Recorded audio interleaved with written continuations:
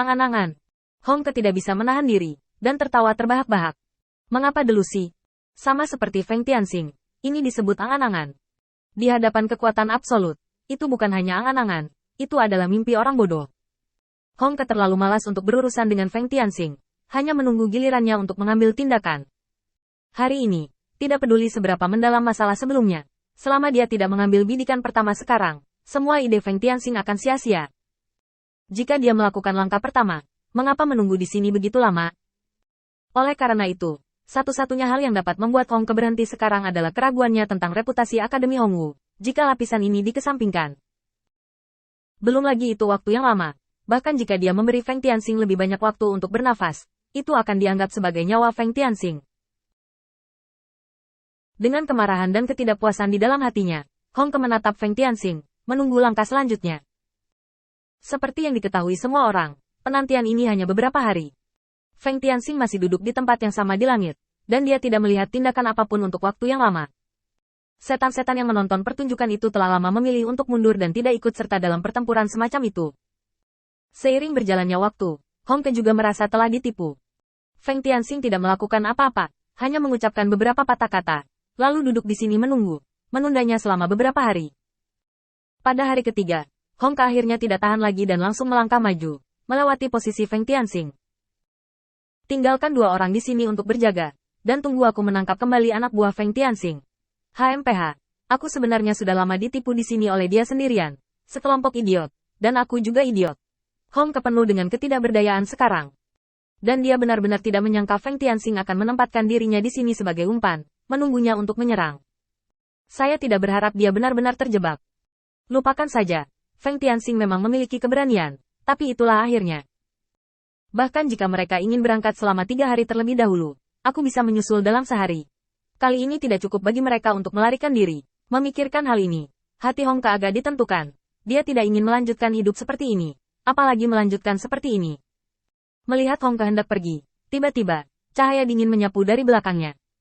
Hong Ke merunduk tepat waktu, lalu menoleh ke belakang. Saya tidak tahu kapan, Feng Tianxing sudah berdiri, dan di sekujur tubuhnya, energi spiritual sedang bersirkulasi. Aura yang dimiliki ras manusia melekat pada tubuh ras iblis, yang cukup keterlaluan. Yang lebih keterlaluan adalah bahwa Feng Tianxing mampu mempertahankan keselamatannya sendiri secara stabil bahkan dalam keadaan ini, tanpa sedikit pun tanda-tanda keruntuhan fisik. Apa yang kamu lakukan di sini? Keraguan Hong Ke hanya berlangsung sesaat, dan cahaya dingin yang melewatinya telah menyapu ke tanah, membuat celah besar di tanah. Tunggu, ini melanggar batas. Hong Ke Heart Jumpet Suddenly. Bahkan jika Feng Tianxing melakukan sesuatu yang keterlaluan, dia tidak akan terkejut. Tetapi sekarang, semua yang ada di depannya sudah cukup untuk mengejutkannya. Pada saat kritis seperti itu, mengandalkan permainan dengan dirinya sendiri, sebagai ganti waktu yang tidak penting ini untuk menerobos perbatasan. Lumayan bisa sampai ke titik ini dalam seluruh proses menekan, sehingga saya tidak memiliki penemuan sedikit pun. Untuk iblis, proses menembus seluruh tubuh hampir pasti. Pusatkan energi spiritual di tubuh Anda, dan hancurkan aturan tubuh fisik sedikit demi sedikit. Dalam proses ini, energi spiritual menerobos tubuh dan menyapu tubuh, yang akan membentuk pemandangan di depannya. Feng Tianxing mampu menyembunyikan jejak pelanggaran, yang tidak mengherankan bagi Hong Ke, yang membuatnya jenius.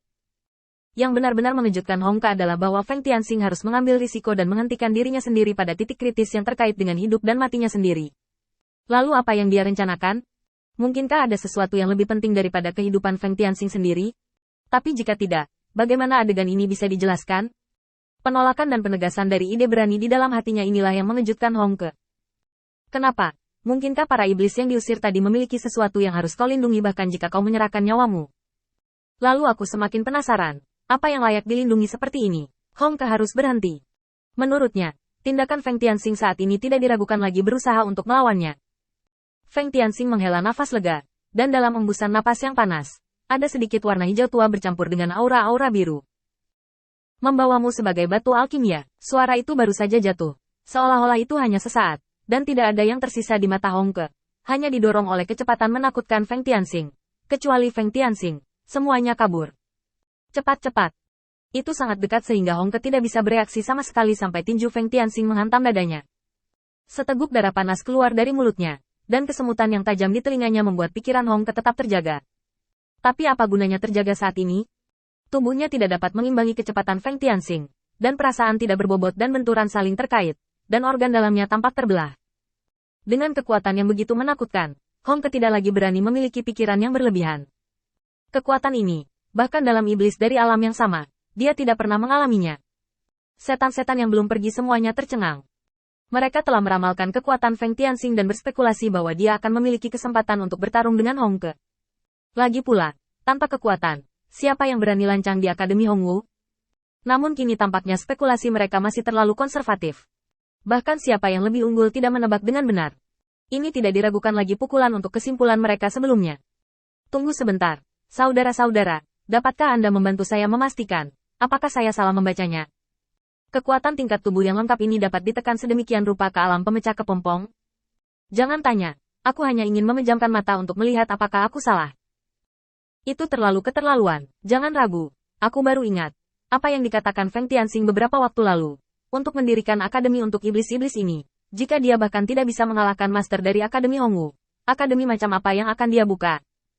Tepat ketika banyak iblis membicarakannya, Jiang tiba-tiba muncul di samping iblis-iblis ini, menatapnya, dan kemudian mengangguk setuju. Masih sulit dipercaya. Meskipun saya sudah siap mental, saya masih tidak bisa menerimanya.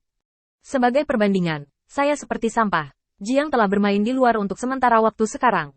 Dia baru saja mendapat berita hari ini dan bergegas kembali tanpa henti. Tujuan bergegas kembali, tentu saja, untuk menonton sebuah drama.